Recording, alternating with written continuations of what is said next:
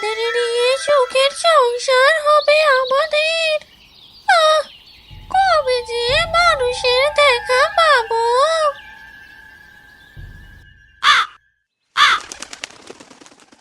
বাচ্চা সুমন, রান্না করতে গিয়ে দেখি যে রান্না করার মতো কোনো শুকনো কাঠ নেই।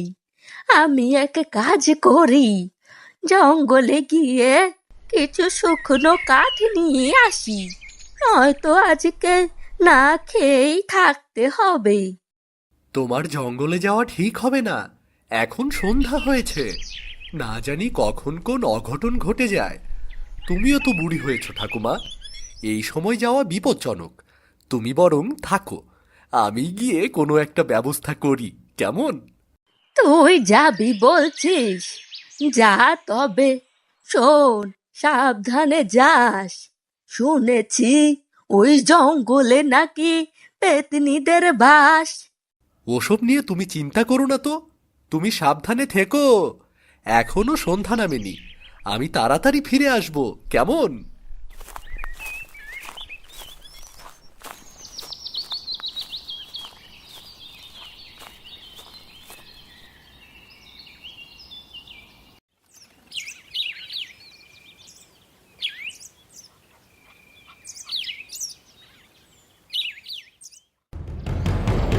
ও রে রে রে, কত সুন্দর ছেলে এসেছে জঙ্গলে। কতদিন পর একটা মানুষ দেখলাম। বাহ, দেখতে তো বেশ ছেলেটা। আমি তো ভাবতেই পারছি না। আহ, খুশি যেন আর মনে ধরছেই না। যদি তাকে ভুলিয়ে পালিয়ে পটাতে পারি, তারপর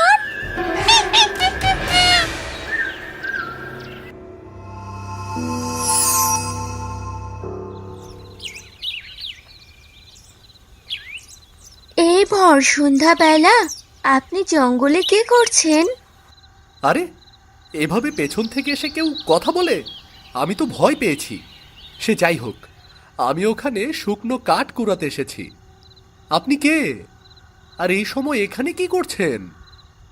আমি হলাম রূপা, আর আমি এখানেই থাকি। এখানে থাকেন মানে? এই জঙ্গলে থাকা যায় নাকি? আর আপনি এখানেই বা থাকবেন কেন? আমার তো থাকার মতো আর কোনো জায়গা নেই, আর না আছে বাবা মা। কোথায় বা যাব বলুন? কাকার বাড়িতে থাকতাম, কিন্তু তারাও আমাকে বের করে দিয়েছিল। তখন থেকে আমি এখানেই থাকি। সে কি? এখানে থাকা তো বিপজ্জনক। আপনি কারো সাহায্য চাননি? আমি এখানে নতুন, কিছুই চিনি না। কোথায় বা যাব, কার কাছে এবার সাহায্য চাইবো, আর আমাকেই বা কে সাহায্য করবে? আপনি একজন মেয়ে হয়ে এখানে থাকবেন? আপনি এক কাজ করুন, আপনি আমার সাথে আমাদের বাড়িতে চলুন।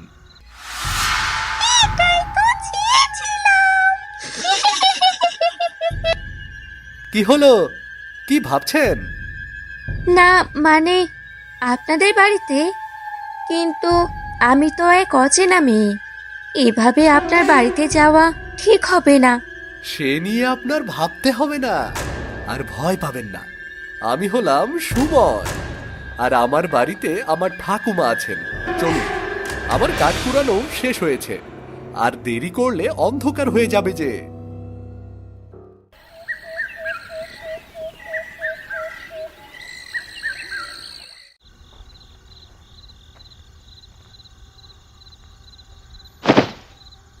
কে রে সুমন, এই মেয়েটা আবার কে? ওর নাম রূপা। জঙ্গলে ওর সাথে দেখা হয়েছে, ওর কেউ নেই, তাই ভাবলাম আমাদের বাড়িতে নিয়ে আসি। তুমিও তো বেশিরভাগ সময় একা থাকো, তোমারও তো একটা সাথী হবে, তাই না? যাক, ভালোই করেছিস। তা রূপা, আমাদের সাথে থাকতে তোর কোনো অসুবিধে হবে না তো? না না ঠাকুমা, কি বলছেন? আপনারা সত্যি অনেক ভালো। নয়তো আমার মতো এমন অসহায় মেয়েকে এভাবে আশ্রয় দিতেন না।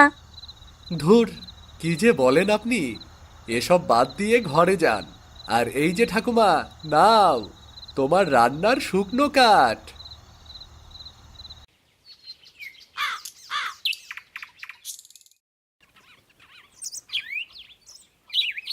রূপা মেয়েটাকে তোর কাছে কেমন লাগে রে সুমন? মেয়েটা ভারী মিষ্টি গো ঠাকুমা, বড্ড ভালো। ওই যে তোমাকে কোনো কাজ করতে দেয় না, তোমার কত খেয়াল রাখে ও। আমি ভাবছি কি জানিস, রূপাকে আমাদের ঘরের বউ বানাবো। কি বলছো ঠাকুমা? আমি তো কিছুই বুঝতে পারছি না। শোন, তোর তো বিয়ের বয়স হয়েছে, আর রূপাকে তোর সাথে মানাবে ভালো। আমি চাই মেয়েটা এখানেই থাকুক। কিন্তু ঠাকুমা, রূপা কি আমাকে বিয়ে করতে রাজি হবে?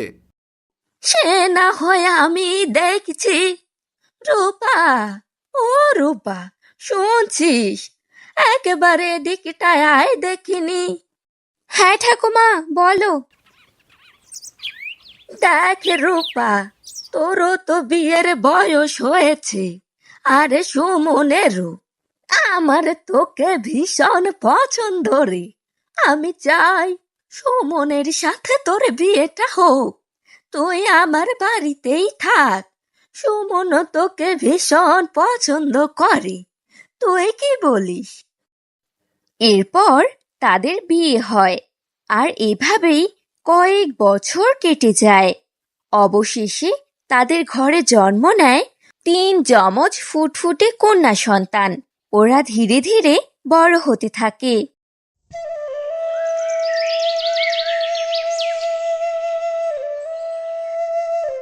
এর আগে আমি কখনো এমন সন্তান দেখিনি রে, যাদের চুল এমন আর কান আকারে বড়। ধুর ঠাকুমা, ও কিছু না, ওরা বড় হলে ওদের কান এমনি ঠিক হয়ে যাবে।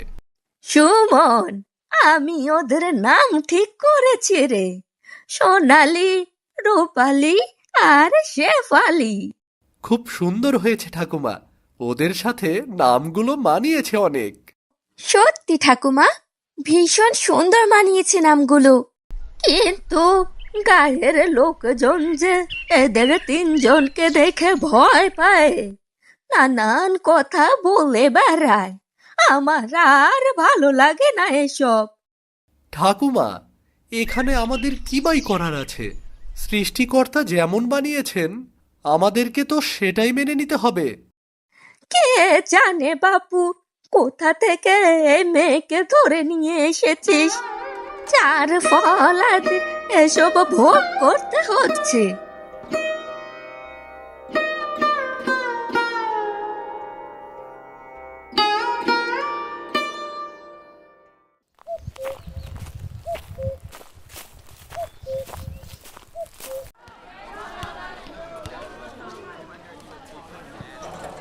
নিতাইদা, বড় দেখে একটা ভালো মাছ দাও তো। কে? সুমন নাকি? ভাইয়া, তোমাকে আমার দোকান থেকে কোনো মাছ দিতে পারবো না। শুধু আমিই না, কেউ তোমার কাছে মাছ বিক্রি করবে না। কেন নিতাইদা? টাকা দিয়ে কিনবো, দেবে না কেন? তোমার মতো লোকের কাছে আমরা কিচ্ছু বিক্রি করব না, যার বাড়িতে কিনা ডাইনিরা থাকে। তোমার 3 মেয়ে দেখতে এত কুৎসিত, দেখতেই ভয় লাগে। এমন অপয়ামের বাপ তুমি। যাও যাও ভাই, যাও। তোমার কাছে আমি কিচ্ছুটি বিক্রি করব না, যাও তো।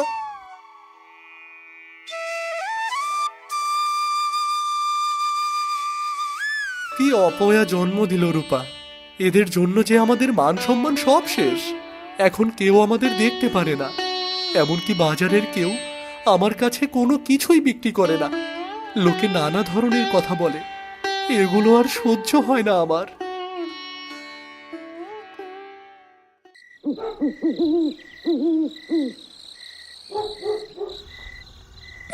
জানি এই অভিশাপের বোঝা কতদিন টানতে হয়।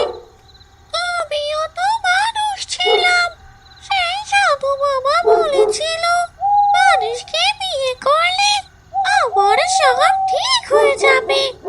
কিন্তু কিছুই তো হলো না, বরং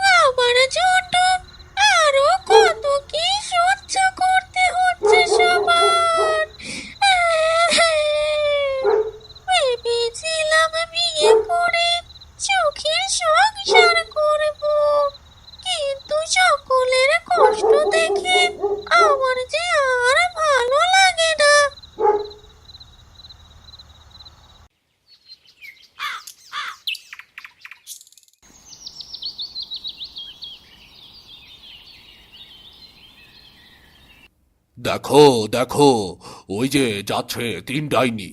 ওরা দেখতেই কি বিশ্রী আর কুৎসিত, দেখলেই ভয় ভয় করে। যা বলেছ হারুদা, ওদের দেখলেই কেমন ভয় লাগে। কানগুলো কত বড় বড়, আর চুলের কথা তো বাদই দিলাম। তাই তো ওদের সাথে কেউ মিশতে চায় না, যত সব। মা, আমরা যে রাস্তা দিয়েও হাঁটতে পারি না, লোকেরা আমাদেরকে দেখে যা তা কথা বলে। হ্যাঁ মা, কত বাজে বাজে কথা বলে, আমরা নাকি ডাইনি পিতনি। না, এভাবে আর চলতে দেয়া যায় না। আমাকে সেই সাধু বাবার কাছে যেতেই হবে, যার অভিশাপের কারণে আজ এই অবস্থা। শোন মা, আজ রাতে তোরা আমার সাথে যাবি। যখন সবাই ঘুমিয়ে থাকবে, আমরা ভোরের আলো ফোটার আগেই চলে আসব।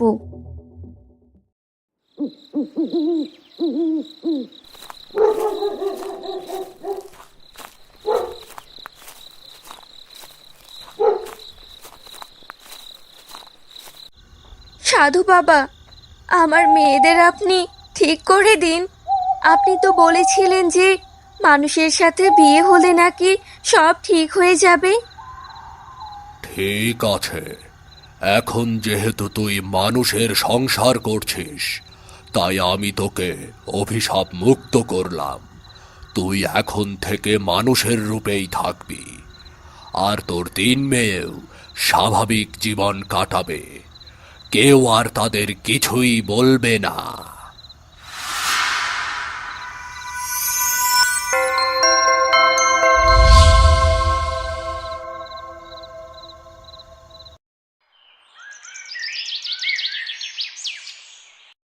এ কি রূপা, তোরা সারা রাত কোথায় ছিলি? আরে কি দেখছি আমি, তোর তিন মেয়ে মানুষের মতো স্বাভাবিক হয়ে গেল কিভাবে? সবই তোমাদের আশীর্বাদ গো ঠাকুমা। এখন তো আমার মেয়েদেরকে দেখে আর কেউ ভয় পাবে না, আর তোমাদেরকেও কারো অপমান সহ্য করতে হবে না। কই রে সুমন, দেখে যা দেখে যা, কি কাণ্ড ঘটেছে বাইরে। এ কি দেখছি আমি? রূপা, এসব কি আসলেই সত্যি? আরে হ্যাঁ গো হ্যাঁ। আয় রে আমার তিন কন্যা, আমার বুকে আয়।